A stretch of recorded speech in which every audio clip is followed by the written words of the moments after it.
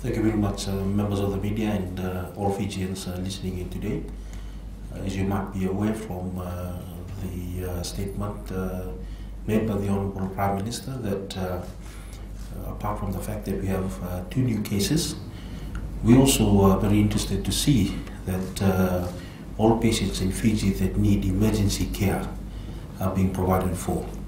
And at the moment, we still have our teams from Suvavou Hospital that are at Sigatoka in Rakiraki, and they are providing emergency operations and secondary level care.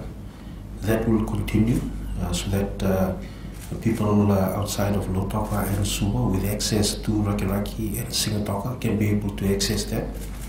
But more importantly, the ability now to be able to have highly emergent patients come in to Suvavou if needed with support at the border. And the advice that we give at the moment is that if anyone is sick, they must, outside of the containment areas, especially now that Suvavou is on a containment, that they go to their nearest health center. So in Lami, for example, if you're in Lami, in Lusori, and the referral will be made, discussions will be made, and they can be able to come across the border if they are very, very sick and need admission at Suvavou Hospital. So that's where we are with that. And the other thing is that the fever clinics, you are aware that all over Fiji we have about more than 30 fever clinics. They're working relatively well. We need to make sure that we utilize the fever clinics. And as Dr. Chimesa has said, we have more than 30 teams on the ground in Lotoka beginning to move out into the community and able to find those who may have fever or flu that are not able to access Kamikamitha and Punja's health center so that we can deal appropriately with them. Is there any questions for the Ministry of Health before we move on and give it over to Commissioner of Police? Minister, you've confirmed the couple as patient 6 and patient 7. What about the father of either one, the one that's supposedly imported the virus? Why have you not labeled him a patient? Has he been tested? I understand from a previous press conference that Lombasa Hospital is also a COVID-19 isolation ward for the North. Can you please describe the testing facility available to them? How long will it take now that you have people possibly in the North? What sort of facilities is in this isolation ward?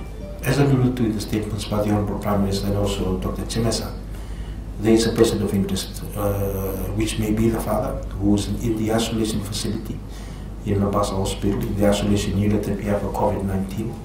That person has been tested, and the test has been sent over to the Fiji Center for Disease Control.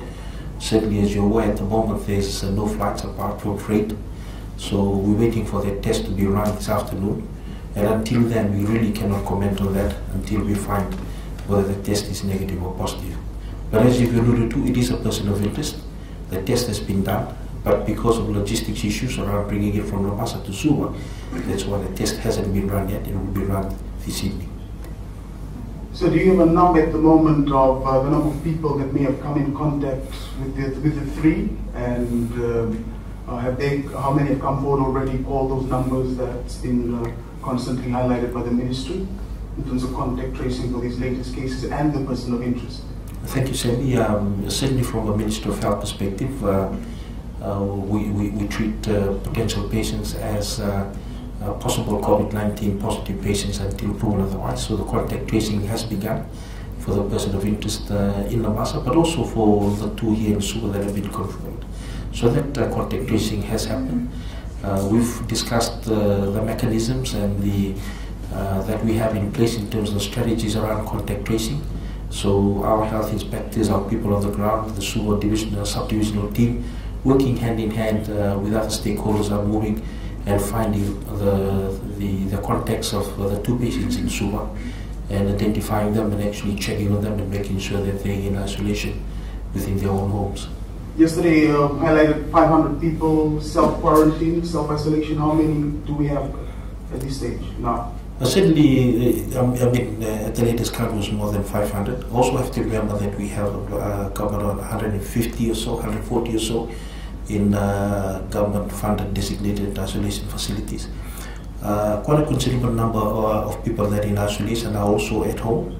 And we also have to demarcate the fact that these are different from those who are direct contacts that are in the isolation units within Nadi Hospital and also in Nabu Hospital. I've alluded to the fact before that we also have isolation units in every hospital. So we have had cases in the past that were in the Suvavou that were brought into the isolation unit, CWM hospital, until they were tested and found they were negative, and then they were then discharged.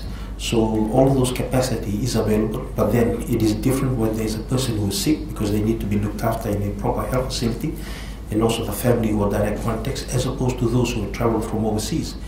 That consider some of them are those that we are asking that they stay at home and have self-isolation, and also the designated, government-designated funded isolation or quarantine facilities. So how many tests have you done so far today, after today? Well, nearly 400. At the last count, we've done just gone past 370. Again, on a daily basis, we're testing. There can be somewhere between 15 to 40, depending on the contexts that have been found. For example, in this case, we would assume that by tomorrow there will be increased testing because we want direct contacts that we need to find and test if they're symptomatic. But there are times where the test will be lower than that, say for example down to less than 20, and that happened when we were going through a lull where there was no new cases over the last few days. When you say the 5 that were confirmed and now another new cases, when they're in stable condition, can you just explain what that basically means? Are they in ventilators, or are they able to, freely move around but still in isolation? Yes, so they're not on ventilators. The doctors tell us they're in stable position, so we presume, and that means that they're able to move around. They're not ventilated. Certainly in terms of the care of those with COVID-19, as the Honourable Prime Minister has alluded to in his statement, there is no cure for COVID-19. There is no specific vaccine. There is no specific treatment. For example, you can give certain antibiotics for bacterial type pneumonia. What is needed is supportive care in making sure they're dehydrated, they have IV fluids. If they have a temperature, they have paracetamol or so forth to be able to control that. And if they have secondary infection, they are treated otherwise. So those are the type of treatment regimens that the clinicians have actually planned out. Remember that we have the benefit of hindsight in looking through some of the issues that the earlier countries have in terms of challenges of treatment. What are the treatment protocols that they've used, and those are some of the things that the clinicians are working on. So within the Ministry of Health, you've got the public health component, which is Dr. Alicia and them, which looks at how we'll be able to find those who are sick, what are the mechanisms for testing, and they have the Fiji Center for Disease Control for doing that, and also the contact tracing. Then you've got the clinicians who are in the hospital. So these clinicians are the ones who are the respiratory physicians, the intensive care physicians, the anaesthetists, the surgeons. And they are looking at ways in which they can be able to treat those who've been found to be affected with COVID-19, depending on the type of symptoms that they are showing and how best to look after them. So both parts of the Ministry of Health are effectively working in that accord. And Dr. Chimasa, the Chief Medical Advisor, who oversees both parts of it. So I want to get your reaction also on the leak that happened today. How you feel personally about that, because you're a doctor yourself, and also on what mechanisms the ministry will put in place now to ensure that doesn't happen again, because you have patients' personal information now being shared publicly through private chat forums on social media. Yeah, it's devastating. From what we've gathered, it was an internal mechanism to be able to identify how they'll be able to do contact tracing. Certainly somebody who's, in my opinion, weird and also insensitive and also wicked has done that. And irrespective of who or she is within the Ministry of Health, will deal with the proper disciplinary process to deal with it. We've also alerted the police and cybercrime unit, and they are looking into that because certainly we don't accept that. There is certain information that we need to make so that we can get on with the job of a public health emergency, such as what has been alluded to in the statement in terms of what the occupation is of the 2 people that were involved that are now positive, where they might be staying. Those are important information from a public health emergency perspective. But certainly leaking individual names, ages and so forth is uncalled for, and really we are devastated, and certainly this is unacceptable. So this is a classic example of someone coming back from abroad and not self-isolating himself. In this battle against COVID-19, do you think honesty plays a very important key role? As I've alluded to, at the moment it is still a person of interest. remember, it's still a person of interest until the test comes back positive. There is a very, very small chance that the test could be negative. We will be looking for somebody else as a person of interest. And that's why the contact tracing is so important for these 2 new cases. And I think that's important for everybody to understand. And until the patient's test comes back positive, then we can be able to talk about the things around that person of interest. At the moment, he is a person of interest, of course, because the contact has been there. The likelihood is relatively high. But until we do that, we'll be able to deal with it. I think the most important thing in answering that question is anybody who's come back from overseas, who's been asked to self-isolate and quarantine themselves, should do it, irrespective of who they are, where they are, and what occupation they may be. It is in the interest of the nation, and it is provided for with enforcements under the Public Health Act. Lovely. Last question for you. Yeah. If there are more confirmed cases, what will government do next to stop the spread? And I just wanted to know if government also has a plan in place for a national lockdown if needed.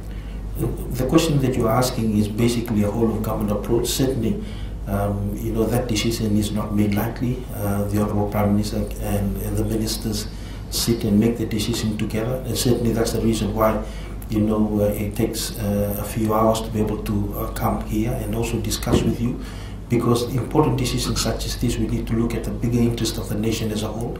Remember, there are the people that still need to get food on the table and so forth. So those are the type of things. So we'll cross that bridge when we get to it, but at the moment, as the Honourable Prime Minister said, at the moment, dealing with the specifics of this case, Suvavou is on a lockdown beginning tomorrow. Thank you.